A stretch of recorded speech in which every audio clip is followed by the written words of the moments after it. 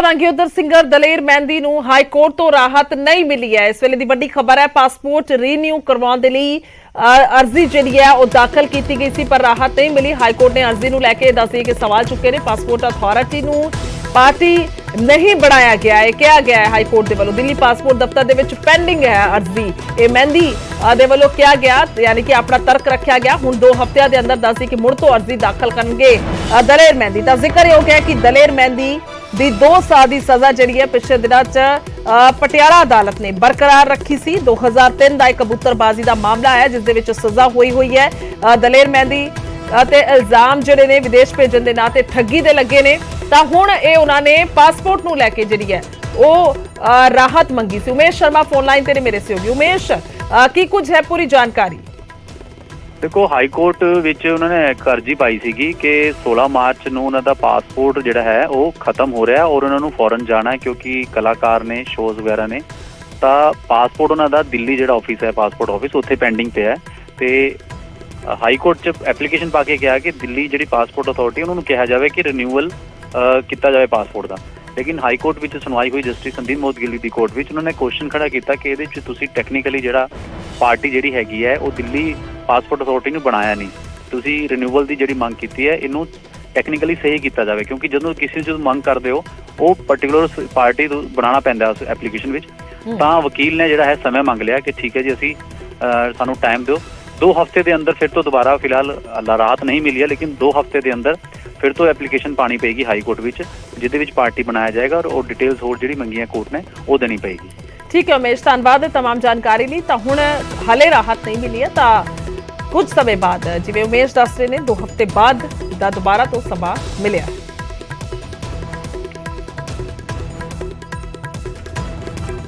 उधर remote voting machine नूं लैके दिल्ली दे विच ऑल पार्टी मीटिंग चल रही है। चोण कमिशन दी सारियां पार्टियां दे नाल बैठक जारी है। कॉन्स्टिट्यूशन क्लब दे विच ये बैठक हो रही है, मीटिंग हो रही है। मीटिंग दे विच दस्सी कि तकनीकी माहिर भी शामिल किए गए ने। रिमोट वोटिंग मशीन दा डेमो दिता जाएगा। तो RVM दे जरिए प्रवासी भी दस्सी कि वोट पा सकणगे।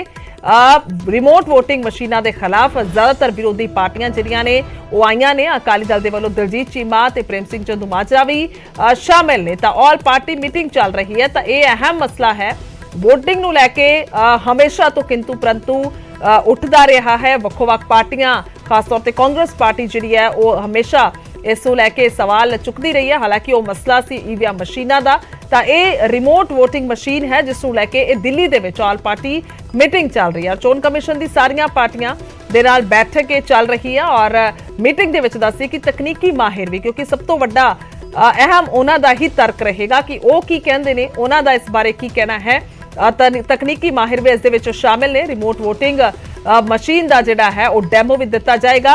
RVM के जरिए प्रवासी जिहड़े ने वो पा सकणगे वोट। RVM सीधे तौर पर रिमोट के जरिए जिहड़ा है, रिमोट वोटिंग के जरिए जिहड़ी है वो अपनी वोट भगताई जा सकेगी। भारत चुनाव आयोग की तरफ से आज राजनीतिक दलों जो मान्यता प्राप्त हैं उनकी एक महत्वपूर्ण मीटिंग बुलाई गई है और उसका जो सब्जेक्ट है वो सीधे तौर पर रिमोट वोटिंग मशीन पर जो मान्यता प्राप्त 8 राष्ट्रीय स्तर की पार्टियां हैं या 57 राज्य स्तर की पार्टियां हैं उनके साथ आज परामर्श किया जा रहा है। ये इसलिए भी महत्वपूर्ण है क्योंकि हिंदुस्तान में तमाम लोग अपने अपने राज्यों से बाहर जाते हैं, काम करने के लिए जाते हैं, शिक्षा हासिल करने के लिए जाते हैं, रोज़गार के लिए जाते हैं, नौकरी करने के लिए जाते हैं।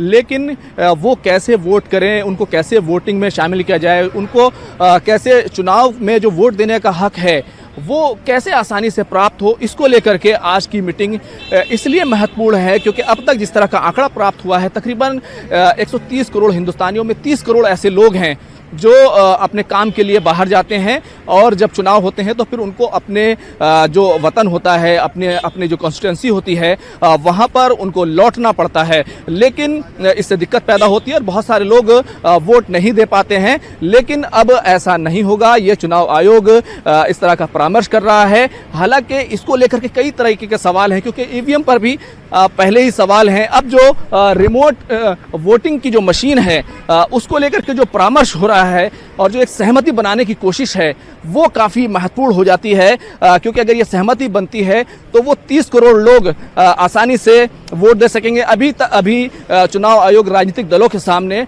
एक डेमो देगा, वहाँ पर प्रेजेंटेशन देगा किस तरीके से इसमें पारदर्शिता है और किस तरीके से ये मशीन काम करेगी। तो इन तमाम सवालों के जवाब जो है वो एक तरीके से इलेक्शन कमीशन देगा, और उसके बाद जो राजनीतिक दल हैं वो अपने अपने ऐतराज़ रख सकते हैं, अपने सवाल रख सकते हैं।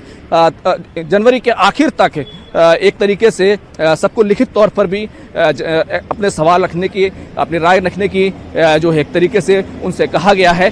लेकिन अगर कोई सहमति बनती है तो जो चुनावी राजनीति है वो पूरी तरह बदल सकती है, क्योंकि चुनावी जो आंकड़े हैं, जिस तरीके से वोटिंग परसेंटेज है वो काफ़ी ऊपर जा सकता है।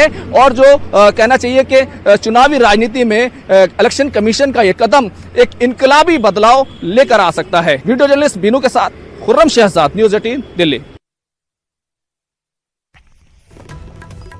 ਤਾਂ ਵਾਕਈ ਹੀ ਜਿਸ ਤਰੀਕੇ ਦੇ ਨਾਲ ਮੇਰੇ ਸਹਿਯੋਗੀ ਦੱਸ ਰਹੇ ਨੇ ਕਿ ਵਾਕਈ ਇਨਕਲਾਬ ਆ ਸਕਦਾ ਹੈ, ਯਾਨੀ ਕਿ ਜਿੰਨੀ ਪ੍ਰਤੀਸ਼ਤਤਾ ਘਟਦੀ ਹੈ। ਬਹੁਤ ਸਾਰੇ ਕਾਰਨ ਹੁੰਦੇ ਨੇ ਜਦੋਂ ਕੋਈ ਵੋਟਰ ਆਪਣੀ ਵੋਟ ਦੇਣ ਦੇ ਲਈ ਆਪਣੇ ਹਲਕੇ ਦੇ ਵਿੱਚ ਨਹੀਂ ਪਹੁੰਚ ਸਕਦਾ, ਤਾਂ ਫਿਰ ਜੇਕਰ ਉਹ ਜਿੱਥੇ ਹੈ ਉੱਥੇ ਹੀ ਵੋਟ ਭੁਗਤਾ ਦੇਵੇ ਤਾਂ ਇਸ ਤੋਂ ਬਿਹਤਰ ਰਸਤਾ ਕੀ ਹੋ ਸਕਦਾ ਹੈ। ਤਾਂ ਇਸ ਦੇ ਲਈ ਬਹੁਤ ਹੀ ਵੱਡਾ ਕਦਮ ਚੁੱਕਿਆ ਜਾ ਸਕਦਾ ਹੈ।